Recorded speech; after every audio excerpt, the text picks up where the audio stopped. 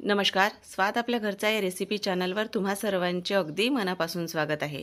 आज आपण तयार करणार आहोत नाश्ता क्रमांक 2. चवीला अप्रतिम लागणारा हा नाश्ता तुम्ही फारच कमी वेळात तयार करू शकता. चला तर वेळ न करता आपण लगेचच आता रेसिपीला सुरुवात करूया. त्यासाठी तुम्ही कुठलीही पूर्वतयारी न करता लगेच हा वेळेवर सुद्धा तयार करू शकता.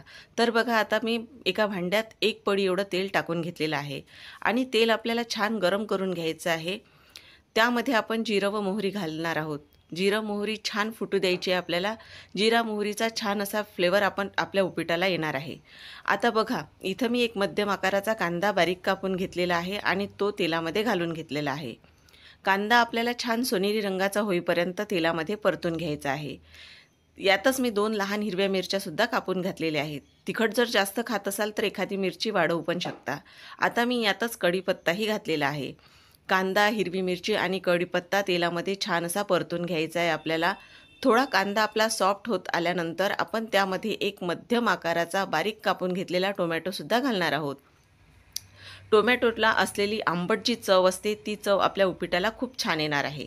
आता टोमॅटोसुद्धा आपण कांद्याबरोबर छान असा परतून घेणार आहोत आणि थोडा कांदा, टोमॅटो छान असे सॉफ्ट होईपर्यंत आपल्याला शिजवायचे आहेत. तर पाहू शकता, अशा पद्धतीनं आपला हा टोमॅटोसुद्धा बऱ्यापैकी शिजलेला आहे.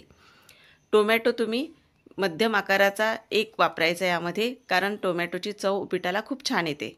आता आपण यामध्ये कुठलाही मसाला, हळद वापरणार नाही आहोत. इथे फक्त मी धनेपूड वापरलेली आहे, लहान पाव चमचा एवढी. आता यामध्ये मी पाणी घालणार आहे, तर इथे मी 2 कप एवढं पाणी वापरणार आहे. इथे मी तुम्हाला 4 जणांच्या नाश्त्याचं प्रमाण सांगत आहे. त्यासाठी 2 कप पाणी आपल्याला पुरेसं आहे. आणि आता आपण यामध्येच अर्धा कप एवढं दूध घालणार आहोत.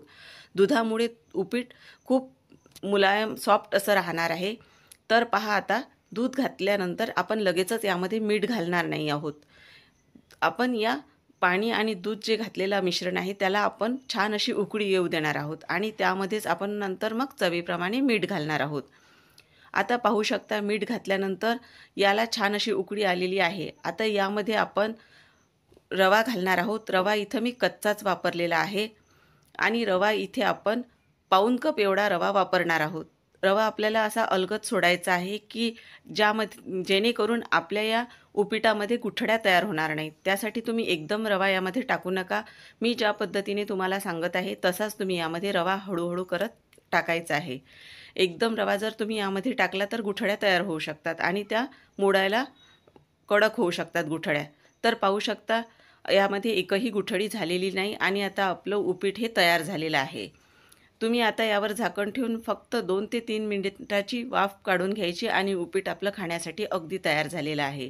वरून बारीक कापून घेतलेली कोथिंबीर मी घातलेली आहे आणि आता यावर झाकण ठेवून अगदी 2 ते 3 मिनिटाची मी वाफ काढून घेणार आहे. तर आता हे अशा पद्धतीने आपलं उपीट तयार झालेलं आहे. या उपीटाची खाण्याचीही तुम्हाला एक वेगळी पद्धत मी सांगते.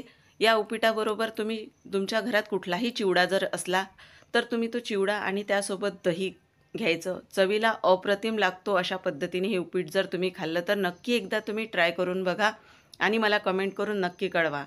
तर तुम्हाला माझी ही रेसिपी कशी वाटली मला कमेंट करून नक्की कळवा. व्हिडिओ आवडल्यास व्हिडिओला लाईक, शेअर आणि चॅनलला सबस्क्राईब करायला मात्र विसरू नका. पुन्हा अशाच एका आपण नवीन नाश्त्याच्या प्रकारासोबत भेटणार आहोत. तोपर्यंत धन्यवाद.